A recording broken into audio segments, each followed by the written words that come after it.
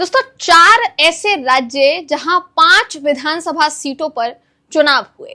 और ये जो चुनाव है महत्वपूर्ण किस लिए हो जाते हैं? जब होने वाले थे तब भी बहुत महत्वपूर्ण थे, और अब जब नतीजे इसके सामने आ गए हैं तो विश्लेषक इसको अलग नजरिए से देख रहे हैं। राजनीतिक विश्लेषकों का मानना है कि उपचुनाव में भारतीय जनता पार्टी द्वारा 5 में से केवल 1 सीट पर जीत दर्ज करना, ये उसके ग्राफ को दर्शाता है। देखिए, 2 सीटें तो भाजपा के गृह राज्य या गढ़ माना जाता है जिस राज्य को भाजपा का, उसी से थी, यानी गुजरात की मैं बात कर रही हूं। गुजरात से 2 सीटें थी, केरल से सीट थी, एक पंजाब से सीट थी, और 1 सीट थी पश्चिम बंगाल से। केरल में भी भारतीय जनता पार्टी को झटका लगा, पंजाब में भी झटका लगा, पश्चिम बंगाल में भी झटका लगा, और गुजरात में भी झटका लगा। गुजरात में बेशक 1 सीट पर जीत दर्ज की हो भाजपा ने, लेकिन वो सीट, जिस सीट को एक तरीके से उपचुनाव के लिए एक हॉट सीट के तौर पर माना गया दोस्तों, उस सीट पर भाजपा की हार हुई। अब इसको लेकर विश्लेषक क्या कह रहे हैं, ये कितना अहम है, कितना जरूरी हो जाता है? क्या इंडिया गठबंधन की मजबूती को दर्शाता है, या भारतीय जनता पार्टी द्वारा अभी भी थोड़ी सी मेहनत बाकी है, इस चीज को दर्शाता है? इन तमाम चीजों पर बात करेंगे इस खबर में। आखिर तक इस वीडियो को जरूर देखिएगा। नमस्कार, मेरा नाम है जयंती झा और आप देख रहे हैं भारत वॉइस।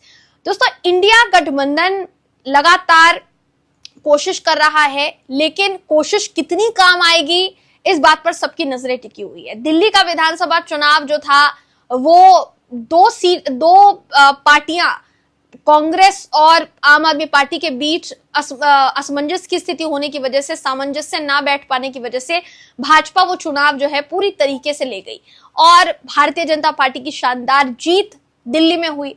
लेकिन इस बात से लग रहा था कि आम आदमी पार्टी या अरविंद केजरीवाल थोड़े से आहत हैं, और उन्होंने जमीनी स्तर पर काम करना शुरू किया।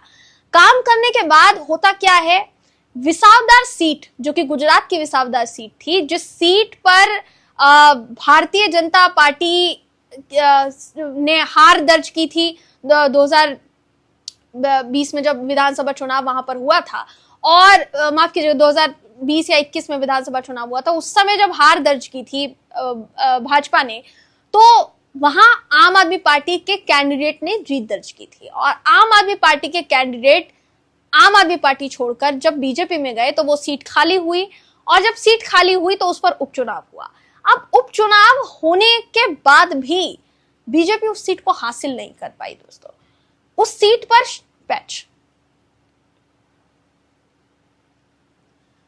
उस सीट पर भारतीय जनता पार्टी की हार हुई है, दोबारा हार हुई है। और वहीं दूसरी तरफ बात करेंगे पंजाब की, तो पंजाब में भी आम आदमी पार्टी ने जो लुधियाना वेस्ट की सीट थी उस पर जीत दर्ज की। दूसरी तरफ बात की जाएगी पश्चिम बंगाल की, तो पश्चिम बंगाल में जिस सीट पर उपचुनाव हुआ वहां टीएमसी के कैंडिडेट को जीत हासिल हुई। केरल में जिस सीट पर उपचुनाव हुआ वहां पर लेफ्ट की मदद से कहीं ना कहीं कांग्रेस को एक तरीके से कहा जाएगा तो जीत हासिल हुई। अब इसका पूरा गणित जरा आपको समझा देते हैं। आपकी स्क्रीन पर इस समय वो खबर मैं आपको दिखा रही हूँ। क्या कहती है ये तमाम सीटों का जो आंकड़ा है वो क्या कहता है? देखिए, गुजरात की जो कड़ी सीट है इस पर भाजपा ने जीत दर्ज की। राजेंद्र चावड़ा थे जिन्होंने जीत दर्ज की। कांग्रेस के उम्मीदवार रमेश चावड़ा को उन्होंने भारी मतों से हराया। विसावदर जो सीट थी इस पर आम आदमी पार्टी को बड़ी सफलता मिली, क्योंकि यहाँ गोपाल इटालिया को अरविंद केजरीवाल ने उतारा था, और अरविंद केजरीवाल गोपाल इटालिया को लेकर बड़े आश्वस्त थे, जिनका यह कहना था कि अगर गोपाल इटालिया को बीजेपी खरीद लेती है तो मैं राजनीति छोड़ दूंगा। लेकिन ऐसा ही हुआ, गोपाल इटालिया ने कहीं ना कहीं जीत दर्ज की और भरोसा कायम करने की जो कोशिश की थी वो भरोसा कायम हो पाया। केरल की बात की जाएगी तो यहाँ यूडीएफ के तहत कांग्रेस प्रत्याशी आर्यधन शौकत ने सीपीआईएम उम्मीदवार एम स्वराज को हराकर जीत दर्ज की। पंजाब लुधियाना वेस्ट की बात की जाएगी तो यहाँ आम आदमी पार्टी के खाते में सीट गई, संजीव अरोड़ा ने यहाँ पर जीत दर्ज की।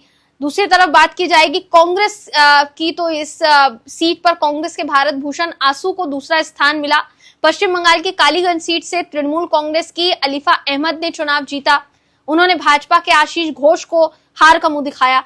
कुल मिलाकर ये कहा जा सकता है कि इतनी सारी सीटों पर चुनाव हुए, लेकिन फिर भी सबसे ज्यादा अगर किसी को सफलता मिली एक तरीके से देखा जाए तो वो आम आदमी पार्टी है। अब आम आदमी पार्टी किन राज्यों में इंडिया गठबंधन का हिस्सा है, किन राज्यों में नहीं, ये अभी तक तो क्लियर नहीं दिखाई दे रहा है। आगे चलकर ये गठबंधन बढ़ेगा या आम आदमी पार्टी अकेले ही चुनाव लड़ने का फैसला लेगी, ये देखने वाली बात होगी। क्योंकि दिल्ली में जिस तरीके से झटका लगा है इंडिया गठबंधन की, एक तरीके से भद्द पीटी दोस्तों, और धीरे धीरे देखा जाए तो इंडिया गठबंधन उस स्थिति को ठीक तरीके से फिर से बनाने की कोशिश में लगा हुआ है। देखने वाली बात यह होगी कि इसका कितना असर बिहार में विधानसभा चुनाव पर पड़ता है, और आने वाले 2 ऐसे राज्य जिसमें से एक राज्य में तो अभी अगले साल की शुरुआत में विधानसभा चुनाव होने की संभावना है, यानी पश्चिम बंगाल में, वहां कितना असर पड़ता है। गुजरात में भी बताया जा रहा है अगले साल चुनाव होने की संभावना है, वहां कितना असर पड़ता है। तमाम चीजें देखने वाली बात होगी। आप इस पर क्या सोचते हैं, आप इसको किसकी सफलता के तौर पर देखते हैं, कमेंट करके हमें जरूर बताइएगा। अगले वीडियो में आपसे फिर मुलाकात होगी, तब तक के लिए नमस्कार।